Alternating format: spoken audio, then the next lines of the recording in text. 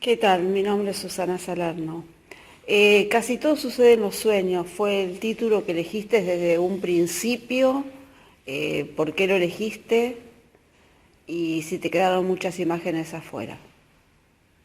Eh, lo de los sueños estaba así desde el principio porque yo hacía una analogía permanente entre la sensación de que lo que estábamos viviendo era un sueño, ¿no? En ese mundo encerrado estábamos viviendo y casi de alguna manera construyendo nuestro propio sueño, ¿no? Si esto es un sueño, soñémoslo.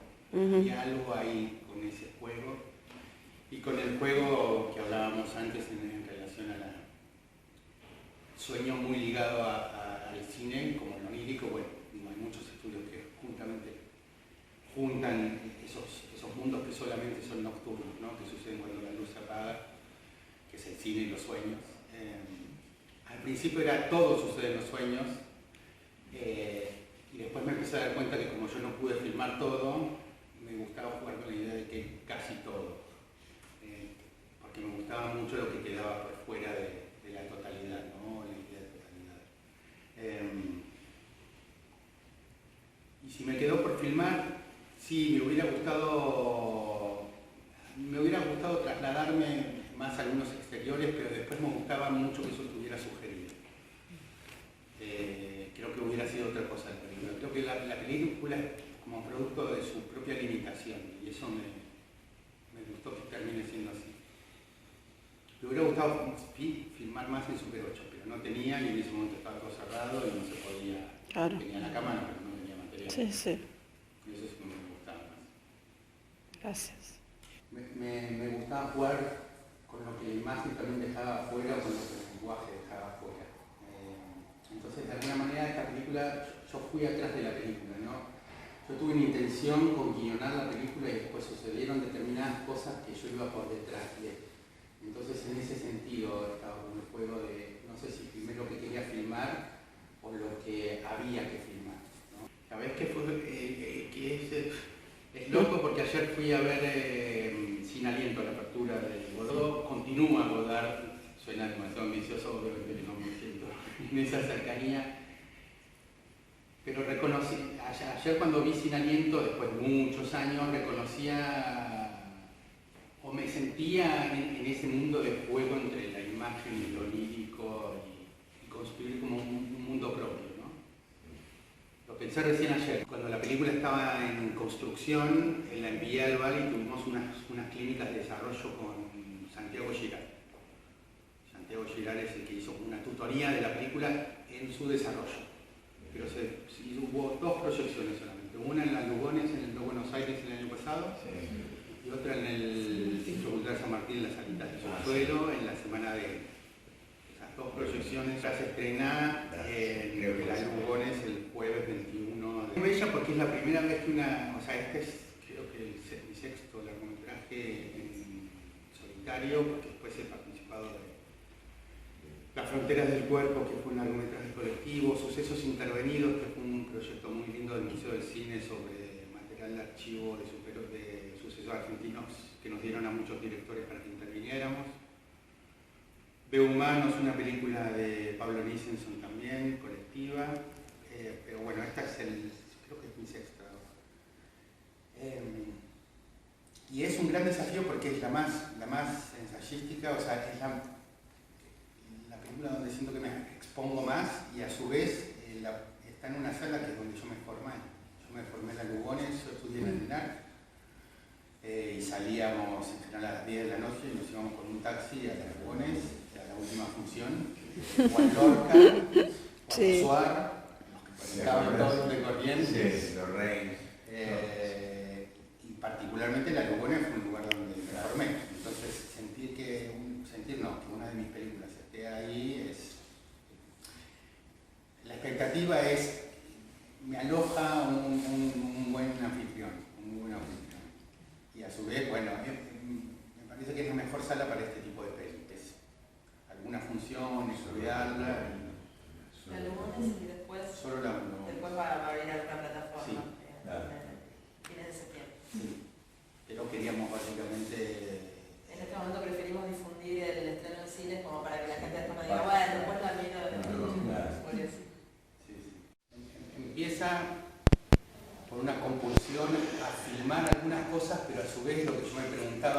esa era donde todo se estaba filmando, donde las imágenes se prostituían en el sentido de lo que está pasando hoy con la imagen, ¿no? Se produce, se desecha, se produce. Entonces yo entré en una tensión entre, ¿tiene sentido seguir produciendo imágenes que duran 24 horas porque a las 48 no existen más? No estamos los que hacemos cine estamos en un periodo muy complejo donde lo que siento que se está produciendo es mucho escape, más que sentido.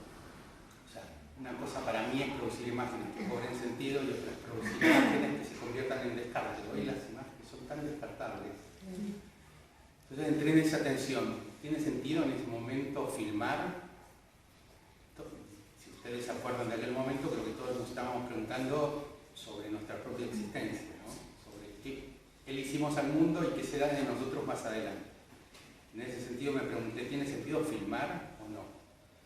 Y entonces lo que hice es empezar a filmar muy poquito, empecé a escribir muchos textos y en un momento dije, voy a guionarme todo un mes. Cuando dije guionar es sobre textos de temáticas que a mí me convocaban, que tenían que ver con temas que a mí me conmueven, que es la memoria, la infancia y el cine, y ahí asocié cine y sueños, porque creo que los dos entran dentro del territorio de lo técnico.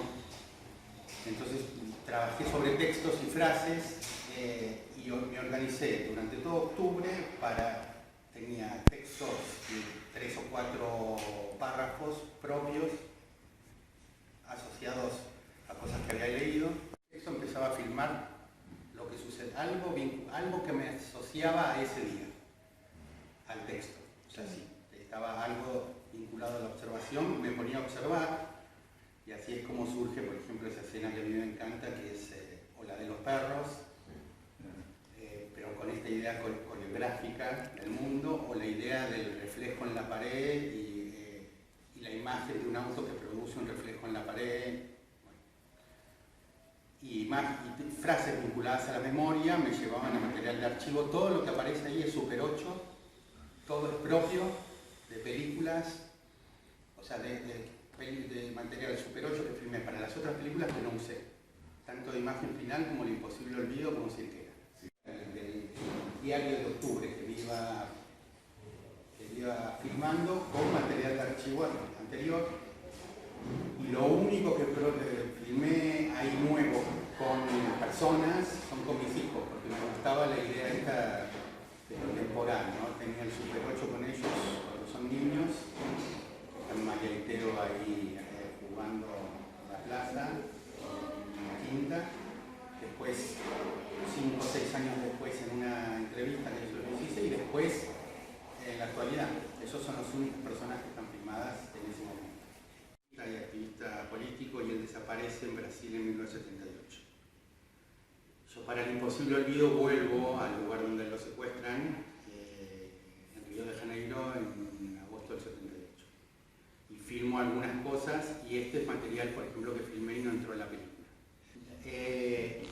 Yo no hago fotografía en mis películas, no hago la fotografía central, hago la fotografía secundaria, que es Super 8, y esa siempre la hago yo. O sea, todas mis películas tienen partes en Super 8. Un rodaje totalmente distinto en el sentido de que trabajé solo, básicamente, o sea, con un equipo de sonido que me prestó un amigo. Para mí eso, en ese sentido me sentí muy cómodo porque es una película desobediente. ¿En qué sentido? En que creo que la pandemia puso en discusión un montón de cosas, entre ellas qué hacemos con el cine, ¿no? Y la idea del cine como el gran artefacto que necesitamos para hacer una película. Entonces, de alguna manera para mí fue un desafío decir, bueno, a ver, ¿puedo solo hacer una película? El desafío de ser desobediente con la industria, entre comillas, industria, ¿no? Con la idea de quiero producir algo que salga más de mi entraña que de la máquina industrial o del artefacto. Entonces me sentí con mucha libertad y con mucha limitación a su vez, porque en algunos momentos quería hacer cosas con sonido y no se podía, o sea, podía hacer cosas con mis hijos porque eran de mi círculo cercano, pero fue un desafío y un límite esa desobediencia. Pero a su vez creo que a muchos de los cineastas, yo experimenté lo que siento que a muchos de los cineastas nos falta un poco más, que es libertad, ¿no? A veces la industria estimula y a veces la industria limita. Y creo que a veces los cineastas tenemos que... Yo creo que igual pude hacer esta película también porque hice muchas anteriores, ¿no? Entonces me permito jugar un poco con romper un poco con algunas pequeñas cosas. Formen un mundo. De alguna manera, los que hacemos cine, como los que soñamos, oníricamente, nocturnamente, estoy hablando, estamos encontrándonos allí con mundos que no nos podemos encontrar de otra manera, ¿no? Pero a su vez también, no solo para mí, que queda en el terreno de la fantasía, sino que es traer algo de eso onírico también aquí. A mí me gusta hacer dialogar esos dos mundos, ¿no? No queda ni en el terreno de lo fantasioso, sino que lo fantasioso sea onírico y lo onírico lo podamos traer acá. Con editores, y ahí lo que surgió es algo muy interesante que como yo tenía esta película sin terminar de tener un formato tan estándar, la vieron compañeros documentalistas, en este caso la productora Ana Fraile y Lucas Escabino, que son de Pulpo Films. Ah, sí. Que ellos iban a estar hoy acá, pero tuvieron temas bancarios problemáticos y tuvieron que resolverlos. Y gracias a ese trabajo colectivo esto terminó siendo una película, porque Ana me propone, ve la película y me dice, yo quiero ayudar a que esto sea una película, termine siendo una película, y ahí ellos como casa productora nos asociamos. Ana Fraile ha sido la producción y Lucas Escabino, que es editor, básicamente editado muchos largometrajes, tomó mi edición y la reconfiguró en la película que ustedes vieron. O sea, la película no hubiera sido posible sin ese trabajo colaborativo entre, bueno, como es el cine, ¿no? Con ellos. En ese momento, la primera versión de la película era todo en color. Pero a mí hay algo que no me terminaba de gustar del todo, porque en ese choque con el Super 8 es más bello en color que lo digital. Como la peli jugaba tanto con lo temporal, en un momento dije, vamos a probar de dejar el blanco y negro contemporáneo en blanco y negro, y que el color, que estalla en color, con esa textura hermosa que tiene el Super 8, sea que el pasado sea color y el presente sea blanco y negro. Y cuando hicimos ese juego, la película cobró más dimensión. Entonces ahí es donde me cerró que fuera así. Yo había probado El Imposible Olvido, mi voz en off. Me gustaban los textos en pantalla por dos cosas. Porque en un momento pensé en hacer un off, pero después dije, quiero en esta película que la imagen hable. Y cuando dije que la imagen hable sea literal.